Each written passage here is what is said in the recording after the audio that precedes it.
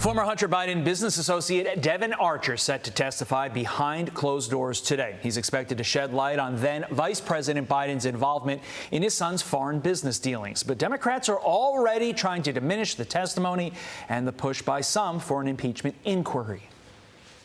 I think McCarthy may open an impeachment inquiry because he thinks it will let off the steam with the crazies in this conference. I think this is a witch hunt. If Hunter Biden has broken the law, he should be held accountable for it. I don't think he's being treated any differently than anyone else who's been accused of the crimes that he's been accused of. They've come forward with not one shred of evidence tying President Biden to any of this. House Republicans are going to accuse him. They are. They're going to make the accusation. They're going to accuse him of all sorts of stuff. Whether they have the evidence or not. Joe Concha is a Fox News contributor and columnist for The Messenger, and he joins us now.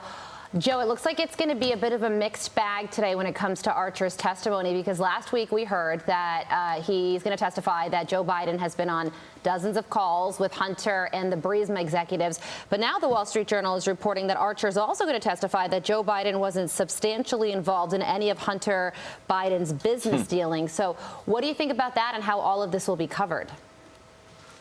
Boy, Carly, if I'm on a call with my son with executives from an overseas major energy company, I'm pretty sure that means I'm involved, right? It always judge somebody by their actions and not their words. And this testimony by Devon Archer could be as consequential as we've seen on Capitol Hill in some time. And again, this is not so much about Hunter Biden as it is about the sitting president and Joe Biden. And the big question is, did he profit from his son's profoundly shady business dealings, marinated in influence peddling of the family name overseas in places like China and Ukraine and multiple other countries? Because if that is the case, you are looking at the biggest political story involving a U.S. president of our lifetime. The question is, will other media outlets give this testimony the weight and serious consideration that it deserves? And I think we know the answer, and it's a word, Todd, that starts with N and ends with O.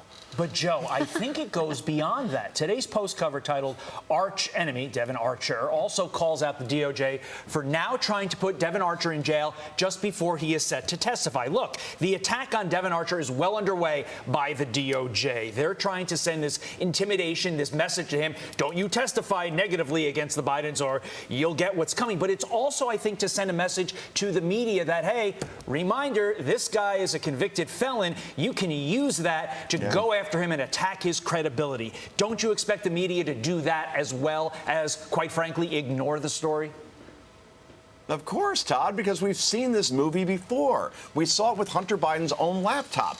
And then suddenly 51 former intelligence officials magically appear forward and say, oh, that laptop is Russian disinformation. Oh, did you look at the laptop? Have you seen the evidence? Oh, no, of course not. We just, it's a feeling that we have. Therefore, we're all going to sign off on a letter. And then the media runs with that saying, see, this means that this is this. And in this case, Devon Archer coming forward, oh, no, actually, this is a guy you can't trust. This is a convicted felon. Don't listen to anything he has to say, even though he's Hunter Biden's former business partner. This is the playbook that we're going to see.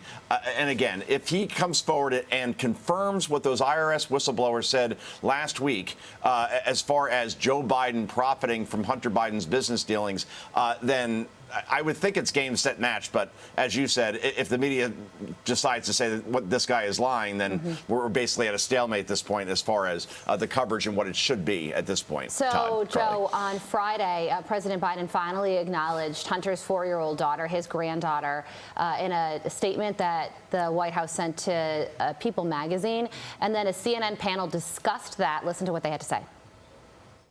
It's not Republicans, with all due respect, who made Hunter Biden into a complete scumbag on this and other issues. The ignoring his own daughter for 4 years and the President of the United States hanging up a stocking for the dog and not for his 7th grandchild. Okay, look, we can also have sympathy for people who are struggling with addiction. Let's keep this conversation respectful. Listen, I totally agree. And you know where I'm from, a lot of families deal with addiction. And you know who ends up picking up the pieces? The grandparents. Joe, what do you think about that? It's a great argument, quite frankly. And you know, I'd love to say that I'm shocked that this is even a debate, that the Biden family, and particularly Hunter Biden, Joe Biden, have handled this remotely with any integrity and responsibility, but I'm not shocked. This is CNN, the network that believes it's its job to defend the Bidens at all costs, even in situations where you're talking about the indefensible. Hunter Biden fought providing proper child support from a monetary perspective, tooth and nail, despite being a millionaire. And Joe Biden and Jill Biden refused to acknowledge this child's existence until the blowback became too much for them to do so. Carly, this notion that being an addict excuses malfeasance. A lot going on with the Biden family, to say the least. Fox and Friends begins now. Thanks, Joe. Thanks, Joe. I'm Steve Doocy. I'm Brian Kilmeade. And I'm Ainsley Earhart. And click here to subscribe to the Fox News YouTube page to catch our hottest interviews and most compelling analysis.